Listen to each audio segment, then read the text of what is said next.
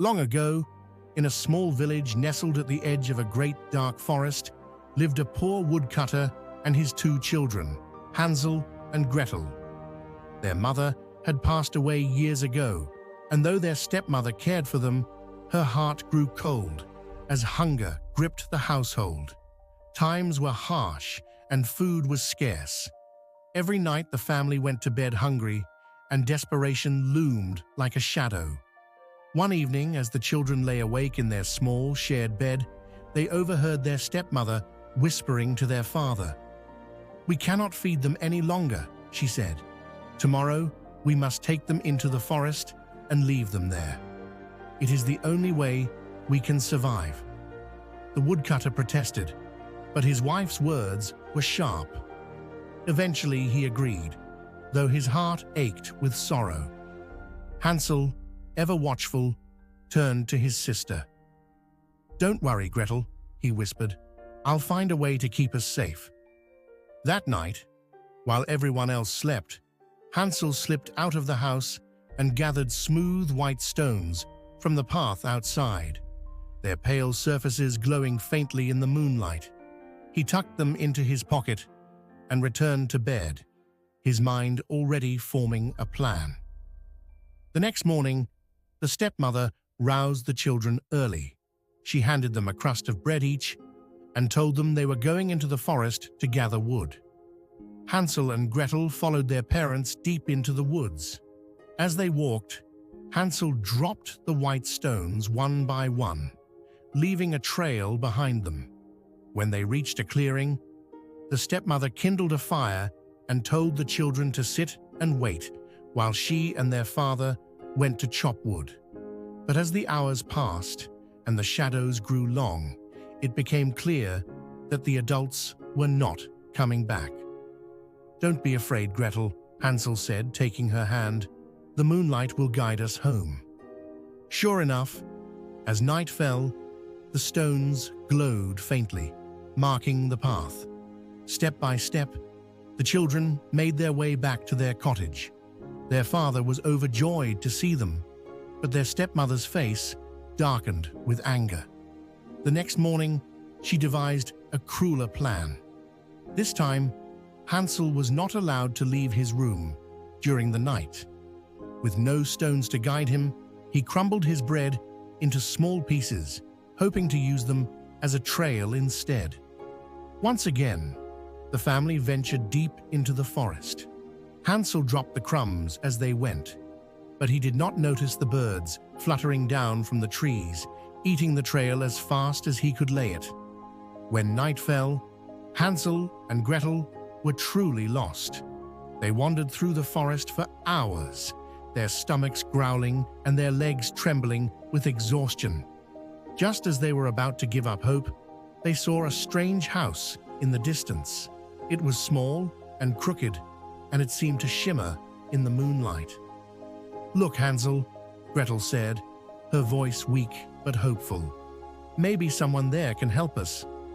As they approached, they saw that the house was made entirely of food. Not gingerbread, as we know it, but loaves of bread, slabs of smoked meat, and cakes dripping with honey. Unable to resist, the starving children began to eat. Suddenly, the door creaked open, and an old woman stepped out. Her face was wrinkled, and her eyes gleamed with an unnatural light. "Ah, poor children," she said with a smile. "Come inside, and I will give you a proper meal." Too hungry to hesitate, Hansel and Gretel followed her. Inside, the house was dark and strange, with shadows that seemed to move on their own. The table was set with a feast, and the children ate until their bellies were full. But when they tried to leave, the old woman's smile turned into a wicked grin. "You're not going anywhere," she cackled. With surprising strength, she seized Hansel and locked him in a cage. "I'll fatten you up, boy," she said, "and you, girl, will cook and clean until he's ready to eat." Days turned into weeks. Gretel worked tirelessly, scrubbing floors and cooking meals under the witch's watchful eye. Every day, the witch checked Hansel to see if he had grown plump, but clever Hansel tricked her by holding out a thin bone instead of his finger. The witch, whose eyesight was poor, believed he was still too thin. Eventually, the witch grew impatient. "Thin or fat, I'll eat you tomorrow," she declared. That night, Gretel sobbed quietly, but Hansel whispered, "We will escape, Gretel. You must trust me." The next morning, the witch ordered Gretel to stoke the oven. "Make it hot enough to roast your brother," she barked. Gretel, pretending to be confused, said, "I don't know how. Can you show me?" Grumbling, the witch leaned into the oven to demonstrate. At that moment, Gretel summoned all her courage and pushed the witch inside, slamming the door shut. The witch screamed and thrashed, but it was too late. The fire consumed her, and the house seemed to groan and shift as her magic faded away. With Hansel freed from the cage, the siblings searched the witch's house. They found chests filled with gold coins, glittering jewels, and treasures beyond their wildest dreams. Filling their pockets and carrying as much as they could, they set off to find their way home. After days of wandering, they finally emerged from the forest and saw their father's cottage in the distance. The woodcutter ran to meet them, tears streaming down his face. "My children, you're alive," he cried. But the joyous reunion was short-lived. Their stepmother appeared at the door, her face twisted with shock and anger. When she saw the gold and jewels, greed flickered in her eyes. "Where did you get this?" she demanded. Hansel stepped forward, his voice steady. "We escaped from a wicked witch who planned to eat us.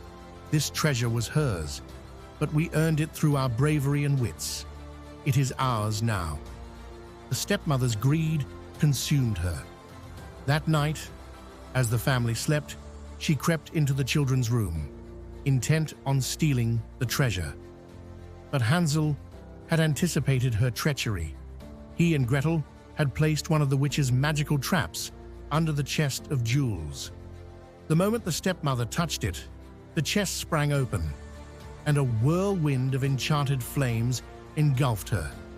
When the fire faded, the stepmother was gone, leaving only a faint wisp of smoke. From that day forward, the woodcutter and his children lived in peace.